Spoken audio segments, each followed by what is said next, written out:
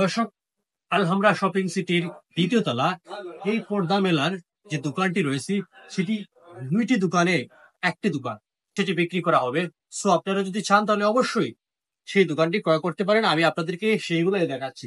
দর্শক, আলহামরা শপিং সিটির দ্বিতীয় তলা 234/36 দোকানটি বিক্রি করা হবে, যেটা আপাতত পর্দা দোকান বা পর্দা বিক্রি করা হচ্ছে। এই দোকানটি হচ্ছে মূলত আসলে আলহামরা শপিং সিটির দ্বিতীয় তলা, যেখানে আলহামরায় বিভিন্ন ধরনের গার্মেন্টস আইটেম সহ বিভিন্ন আইটেম আপনি বিক্রি করতে পারেন, বিভিন্ন জিনিস আপনি আসলে রাখতে পারেন। মূলত আসলে দোকান পজিশন বা আসলে দোকান বিক্রি করা হবে।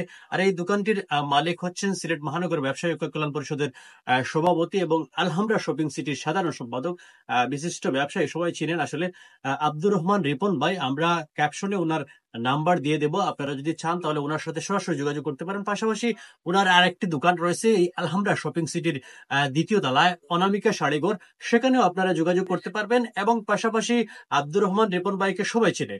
সো আপনি যদি চান তাহলে অবশ্যই এই দোকানটি ক্রয় করতে পারেন, যেটির মূল্য অবশ্যই আলোচনা সাপেক্ষে হবে। এবং বর্তমানে এটি একটি পর্দার দোকান এবং পর্দার বাড়িও রয়েছে।